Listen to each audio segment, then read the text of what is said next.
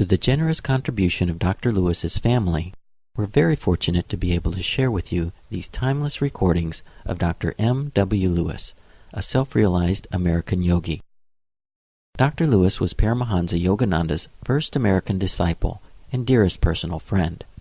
The wisdom Dr. Lewis imparts through these teachings will give you a dynamic and practical insight into the ancient science of yoga as taught by Paramahansa Yogananda.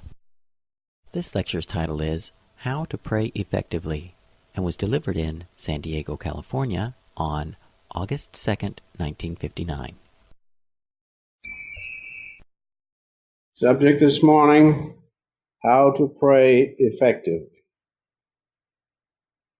Many people do not attain response to their prayers for the simple reason that they fail to realize that prayer and the response from your prayers is a definite scientific technique.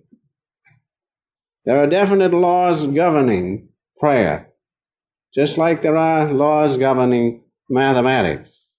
If you conform, you will get your response. If you do not, there will be no response. That's the first thing to realize. If your prayers do not seem to be answered, there's a reason, a definite reason. Because prayer is scientific, very scientific. Because it is the great desire of the devotee for a response from the Master of the universe, who has made all things. There are two general requisites for prayer. If you use these two, you will find much different results from your prayers. The first requisite is that to pray successfully, we must attain the presence of God. That's the first thing. We must be in His presence. For the simple reason, if we are in His presence, then we will know, at least, He hears us. And the second requisite is that in His presence, knowing you are in His presence, then you must somehow register what you desire in His omnipresence, all-pervading. In that omnipresence is God's eternal consciousness. And you can see that if you register in that omnipresence, that you will get your answer to prayer according to His will. Now that being able to touch His great omnipresence, so to speak, comes only with full surrender to God. Now you can see why sometimes your prayers are not answered. Even some of us are able to attain the presence of God. But is the mind perfectly calm? Have we so surrendered to God that there's not a ripple in the wave of your mind or the ocean of mind? No, we know that's not so.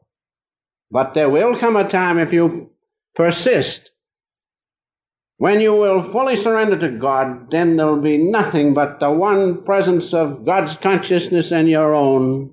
There will be no separation. And then there will be no need to pray.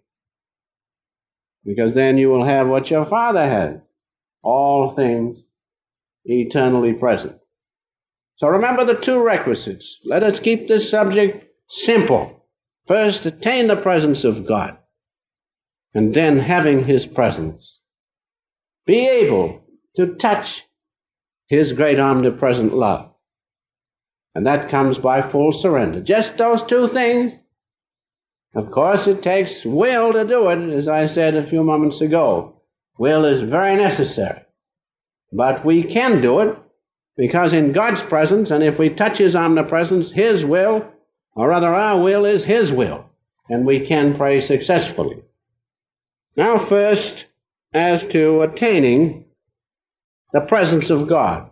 How shall we know when we are in His presence? Well, how do you know you're in my presence, and how do I know you're in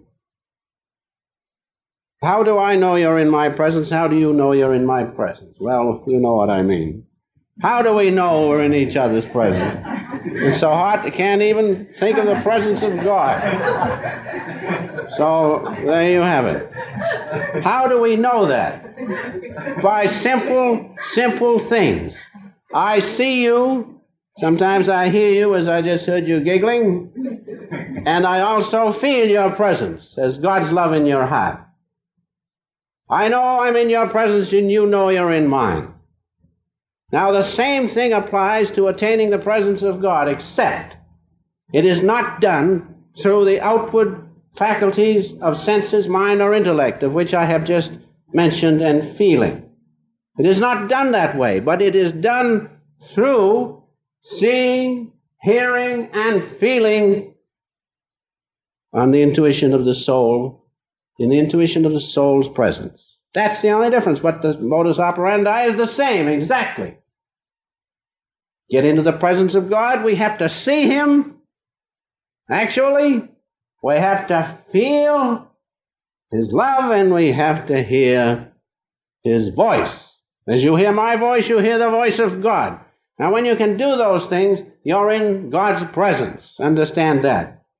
Now, how can we do that? Well, all the scriptures say the same thing. Our own Bible says the same thing. In the beginning was the Word was with God, and the Word was God, and you've heard me say that hundreds of times. But it's still